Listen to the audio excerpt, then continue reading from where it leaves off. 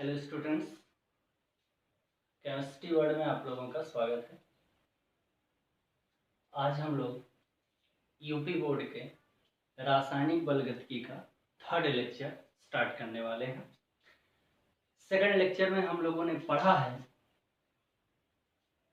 Rate law किसे कहते हैं और रेट लॉ को हम लोग कैसे डिटरमाइन करते हैं, वेग स्थिरांक क्या होता है और किसी भी अभिक्रिया के वेग को हम लोग कैसे निकालते हैं, इन सारी चीज़ों के बारे में हम लोगों ने पढ़ा है।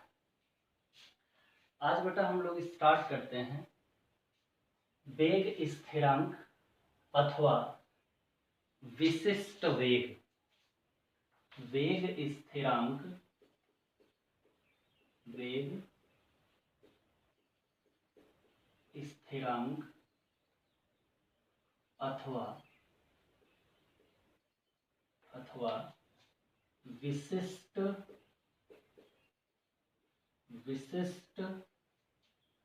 वेग। वेग स्थिरांक अथवा विशिष्ट वेग, इसके बारे में हम लोग आज पढ़ने वाले हैं। इंग्लिश में कहते हैं बेटा वेग स्थिरांक रेट कांस्टेंट या स्पेसिफिक रिएक्शन रेट। इंग्लिश में कहते हैं रेट कांस्टेंट और स्पेसिफिक रिएक्शन रेट। बात करते हैं बेटा कि वेग स्थिरांक या विशिष्ट वेग क्या होता है। जैसे अपने पास कोई एक रिएक्शन है A plus B plus C, ये तीनों अभिकारी अणु हैं, तीनों आपस में जुड़ते हैं तो कोई एक उत्पाद बनता है P। क्लियर है बेटा यहाँ तक?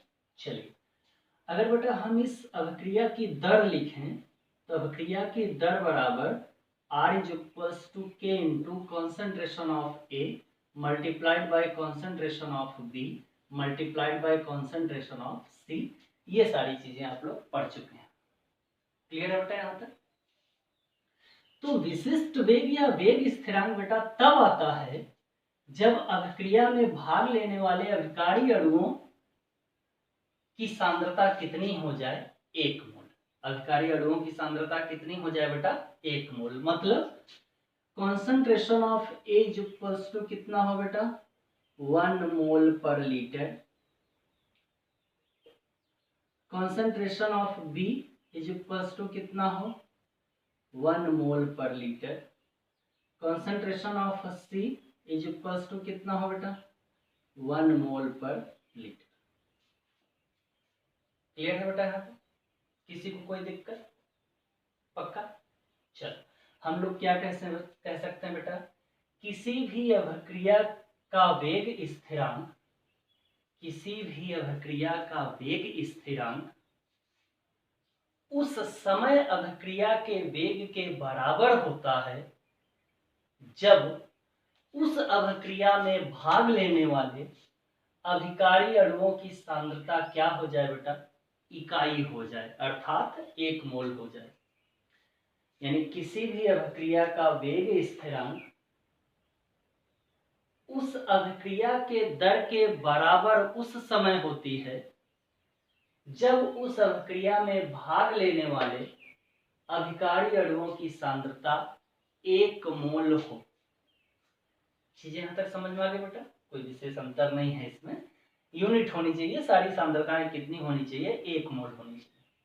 क्लियर है बेटा यहाँ तक? चलिए, अब हम लोग बात करते हैं,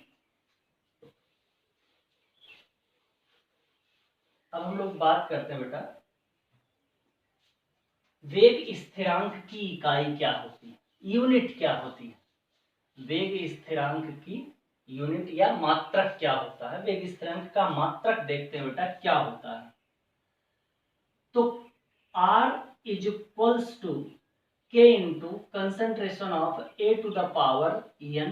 मान लेते हैं कोई एक अभिक्रिया A is equal to P है, जो अभिकारी अणु कितने हैं, N मोल है। तो रेट क्या हो जाएगा बेटा, R is equals to K into concentration of A to the power N। हमने बताया था आपको कि अगर सांद्रता दी जाए तो हम उस सांद्रता को घात बना देते हैं। क्लियर है यहाँ तक? चलिए आगे बात करते हैं बेटा, यहां से अगर हम लोग K डिफाइन करें तो K इज इक्वल टू हो जाएगा R अपॉन, देखो यहाँ पर कंसेंट्रेशन ऑफ A की सांद्रता गुणे में है, बराबर किस पार आएगी, भाग हो जाएगा। तो ये हो जाएगा आपका concentration of A to the power n। Clear है बेटा यहाँ तक सबको? चलिए, दर का मात्रक क्या होता है बेटा? मोल पर लीटर पर सेकेंड, यही तो होता है। आर का मात्रक अपॉन, ये भी क्या है बेटा? सांद्रता। सांद्रता होगी तो क्या हो जाएगा? मोल पर लीटर की घात n। क्लियर है बेटा यहाँ तक? चलो अब देखो बेटा, इसको ऊपर ले जाएंगे तो ये हो जाएगा आपका मोल की पावर 1 माइनस n। मोल की पावर कितनी हो जाएगी बेटा? 1 माइनस n। लीटर क्या हो जाएगा बेटा? n minus 1। और सेकंड क्या हो जाएगा? इनवर्स। यानी k का मात्रक क्या आया बेटा? मोल की पावर 1 माइनस n, लीटर की पावर n माइनस 1 और सेकंड की पावर माइनस 1। क्लियर है बेटा यहाँ तक? कोई दिक्कत? इसको सॉल्व करोगे आप तो यही रहेगा। क्लियर है यहाँ तक? चलिए आगे बढ़ते हैं बेटा। अब हम लोग बात करते हैं अभिक्रिया की कोटि किसे कहते हैं। अभिक्रिया की कोटि किसे कहते हैं? क्या होती है अभिक्रिया की कोटि?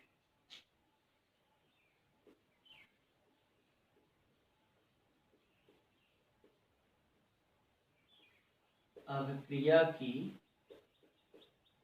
कोटि, ऑर्डर ऑफ रिएक्शन, इंग्लिश में से कहते हैं बेटा ऑर्डर ऑफ रिएक्शन। अभिक्रिया की कोटि क्या होती है? याद रखना बेटा, अभिक्रिया की कोटि एक एक्सपेरिमेंटल वैल्यू है। अभिक्रिया की कोटि एक एक्सपेरिमेंटल वैल्यू है। इसे हम अभिक्रिया की कोटि किसी भी अभिक्रिया को देखकर नहीं बता सकते हैं। किसी भी अभिक्रिया को देखकर उस अभिक्रिया की कोटि नहीं बताई जा सकती है। क्यों? क्योंकि अभिक्रिया की कोटि एक एक्सपेरिमेंटल वैल्यू है बेटा। अभिक्रिया की कोटि एक्सपेरिमेंट करने पर ही पता चलती है। थ्योरेटिकल हम इसे नहीं बता सकते हैं कि अभिक्रिया की कोटि क्या है या कौन सी अभिक्रिया किस कोटि की है। क्लियर है बेटा यहाँ तक? तो याद रखना, किसी भी अभिक्रिया को देख करके हम अभिक्रिया की कोटि डिटरमाइन नहीं कर सकते हैं। क्लियर है बेटा यहाँ तक? चलिए आगे बढ़ते हैं।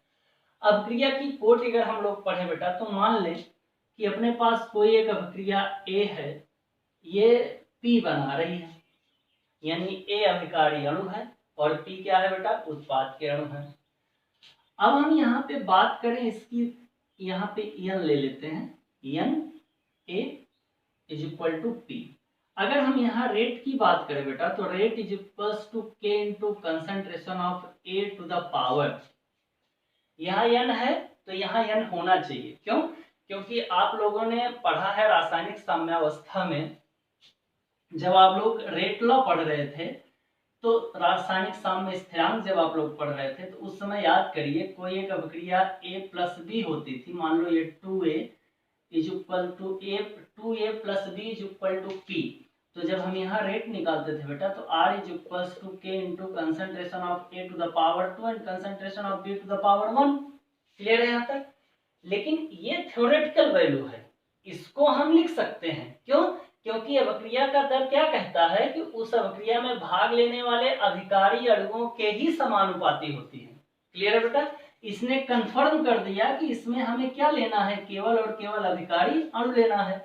जबकि अभिक्रिया की जो कोटि होती है वो अभिकारी अणुओं पर भी डिपेंड करती है और उत्पाद पर भी डिपेंड करती है। इसलिए हम ये नहीं बता सकते हैं किसी भी अभिक्रिया को देख करके कि अभिक्रिया की कोटि कितनी होती है। क्लियर है बेटा? हाँ, कुछ फैक्टर्स हम लोग अप्लाई कर सकते हैं, कुछ चीजों को हम लोग देखकर बता सकते हैं। हमेशा क्वेश्चन में आपको बताया जाएगा कि अभिक्रिया किस कोटि की है।